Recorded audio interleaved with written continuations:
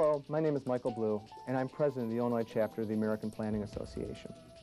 The video you are about to see describes the pro bono planning program that the chapter operates and highlights some of the communities we've assisted. The video will explain how the program was developed and how it's been implemented. The intent of the video is to share the story of planners helping their community and to help others learn from our experience with the hope of perhaps starting a pro bono planning program of their own. On behalf of Illinois APA, I'd like to start out by thanking the APA Chapter President's Council who made this video possible through their grant program. I'd also like to thank the FAICP Commission who recognized the Illinois Pro Bono Planning Program at the 2003 National Conference in Denver with the FAICP President's Award.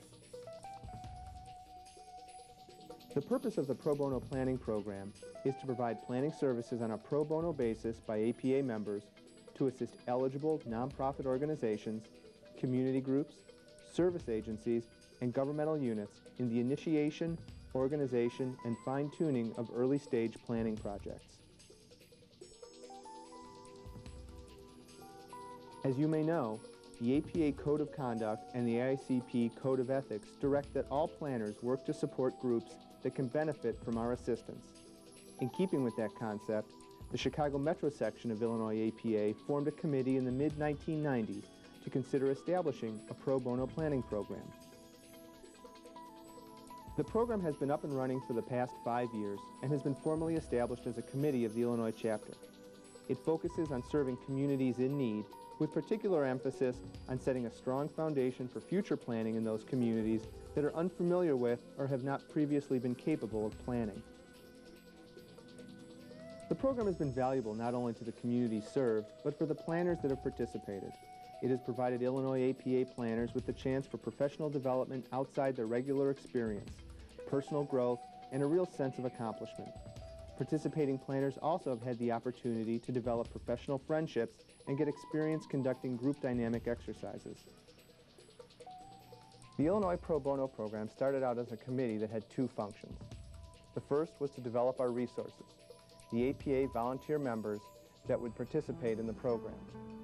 We got the word out to the chapter through the use of our newsletter and really just mostly by way of mouth.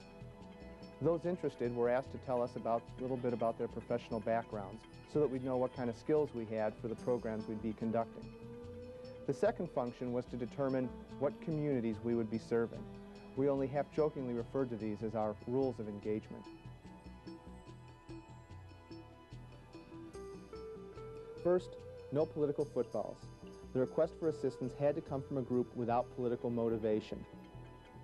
Second, the project, the process, and the product all had to be achievable in a single session. We wanted to respect the time constraints of those who participated in the APA volunteers. The obligation for follow-up after the pro bono event was left to the community. The idea was that the APA volunteers wouldn't all have the time, and it would help build a sense of ownership amongst the participants. As we developed the program, we were aware of the fact that it was important not to compete with the consultants that could do work for other communities. Our goal was to serve the communities that didn't have the capacity to hire professional help. The group, or community organization that we would be assisting, had to demonstrate the capacity to set up the logistics for the workshop and also to follow up on the event. This way, we knew that we would be helping people for the long term. We wanted to be certain that the services we were providing stayed within the realm of planning. We were going to be clear to the groups that we were working with that we were not there to provide any sort of legal advice or technical engineering expertise. The bottom line of all these rules of engagement was that we were going to be out there helping people plan to plan. Potential projects are brought up for consideration through the local network of planners. We have also marketed the service to councils of government, community organizations, and others that may have come across ideas for projects. When presented with an idea, the Pro Bono Committee reviews the request and evaluates whether it meets our criteria. To date, the Illinois APA Pro Bono Committee has conducted 11 workshop programs. These include the Irving Park neighborhood of Chicago. That workshop resulted in an urban neighborhood coming together to revitalize a commercial strip along a major Chicago thoroughfare and acted as a springboard for several other neighborhood planning projects regarding zoning, traffic calming, housing rehab, and neighborhood density. Some have cited this project and other pro bono efforts with spurring the city of Chicago into developing a new zoning ordinance. Another workshop, conducted for the newly formed city of Homer Glen, was designed to help the community initiate and organize for a comprehensive plan. It gave the community, and each of the APA member participants, the opportunity to plan a community from scratch. In the small, rural, soon-to-be urban village of Minooka, the workshop's focus was on prioritizing the needs of their historic downtown. It's an application of the pro bono process in a community on a very intimate scale. Fort Heights, a south suburb of Chicago, was the very first project of the Illinois APA Pro Bono Committee. A large area at the edge of this community was to be developed as a regional stormwater detention facility, essentially nothing more than a large concrete basin. The pro bono workshop included representatives of the local community as well as state and national elected officials. A design was developed for the area to become an active recreation area, and a brochure was produced to advance the idea. In one instance, the pro bono workshop was conducted as a part of the chapter's annual conference, held about 2 hours outside of Chicago. Representatives of the city of Robbins, a South Chicago suburb not too far away, spent the afternoon at the conference working with 2 large groups of planners. One helped to develop an urban design scheme for a commercial area of the city. The other group developed a work program and established priorities for the city's master plan. Hello, I'm Lee Brown, past president of the Illinois chapter of the American Planning Association. Once you've decided to establish a committee and are ready to hold a workshop, there are 4 primary things to consider. First, it's important to clarify the purpose of the workshop or charrette, working with the leadership of the client to define the topic and purpose of the workshop. Second, identify key stakeholders who in the neighborhood or community should be there, particularly those likely to carry the project forward. Third, identify necessary expertise. What volunteers and special skills are needed, requiring special invitation and encouragement to attend. Fourth, invite or identify a workshop leader and the team. While there are infinite options for setting up the workshop, here are a few basics to keep in mind. Conduct the workshop in the neighborhood. It has both logistical and planning advantages.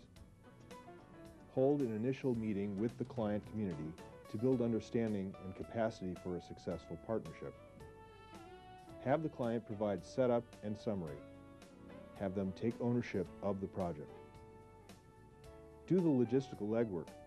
Collect maps, plans, history, and the background data for the community if available. If background and tools are not available from the community, gather it from the local and regional planning agencies. Setup becomes like any other neighborhood or community planning workshop, logistics of keeping participants comfortable and effective during the event. We recommend conducting the workshop on Saturday morning to maximize the resident participation, but be responsive to what works best for the client.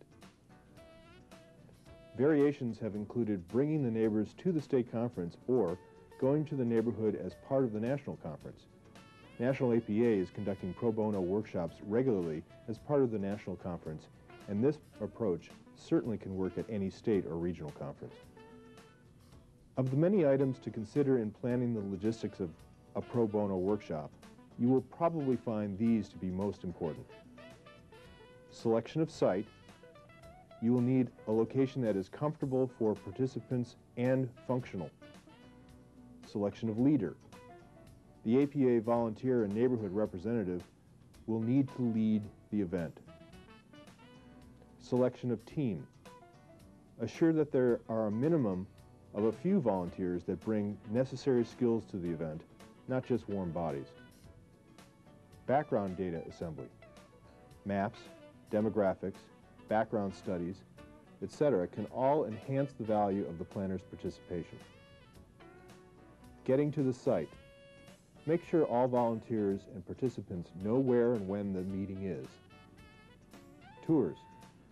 Those not familiar with the area, volunteers, should start with a tour of the area. Food. Don't even think about doing this without snacks. Supplies and equipment. Graphic tools, AV equipment, newsprint pads, markers. Don't forget the small stuff. Determine the workshop tools. Problem solving in a workshop setting can happen in different formats. Choose the most appropriate for the problem and the space. Media opportunities. If appropriate, get some good press for the neighborhood and your chapter. Make the best use of the space you have, choosing the right mix of large group and small group activities. Do an internal review after each event, making notes of what worked well and what didn't work, so that the next time will be even smoother. Getting the workshop from the initial contact to holding the event will actually take the better part of 3 months. Expect to use the time collecting background, lining up volunteers, and attending to the logistical details. The timing can be seen in weeks. Week 1. The initial contact received from the potential client. Also in week 1, initial email and response from core group to join and consider the opportunity. Week 2, positive or negative response back to the potential client with conclusion on workability and fit for the process and potential team. Week 3, email and response from core group on probable leadership and time schedule. Week 4, emails, website, and the phone tree build-up of volunteer list. Week 5 through 10, a site visit and reconnaissance, face-to-face meeting between the leadership and the client, including initial descriptions of roles, responsibilities, logistics, and data needs, and the generalized schedule. Week 12, the event itself. Week 13, a follow-up and conclusion. Workshop formats and decision-making tools can vary. The type used depends on the community and how many volunteer planners are available. Workshops often include brainstorming, nominal groups to set priorities, affinity diagramming to narrow the issues, visioning, describing a picture of the success, various voting techniques, building an action plan, small to large group presentations of ideas and conclusions. The exact agenda for a pro bono workshop depends on all the factors that have been described here, but the general chain of events should be something like this. Arrival, which often is accompanied by informal greetings and introduction of participants. Welcome, an outline of the overall process and introduction to the issues. A tour, interviews or focus groups, reporting out, priority setting, team assessment and assignments, small group discussions and conclusions, reporting out, weaving together refinement and consensus building, presentation of next steps, and wrap up, conclusion, and exit.